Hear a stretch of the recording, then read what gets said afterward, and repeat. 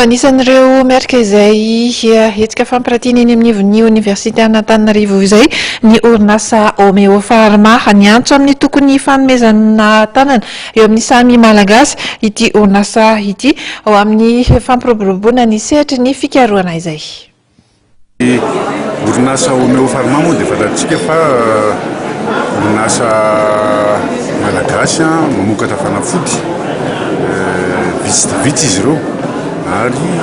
miainga avy amin'ny zava-maniry malagasy no ampiasaina izy. Zahay dia tafiditra tanteraka ato anatin'ity hetsika ity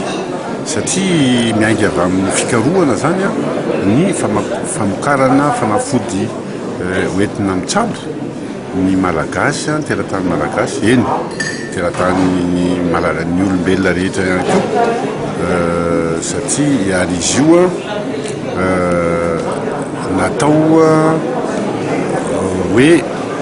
amokarana ny fanafody miainga amin'ny zava-maniry rokanto malagasy ary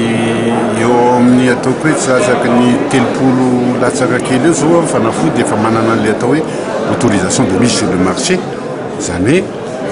ahafahana mivarotra azy na ny eto an-toerana na ny ivelany. Tsika dia manondrana ny Homeo Pharma zao dia manondrana ny amin'ny firenena eo amin'ny 400 fanafody vita gasy avy amin'ny zava-maniry. Dia izay no mahatonga anay sady partenaire ihany koa eto ary ny hetsika toy izao mahavelom-bola satria mampirisika an'ireo mpikaroka amokatra ny vokatra, amokatra ny fikarohana ny vokatra dia ny Homeo Pharma moa dia anisany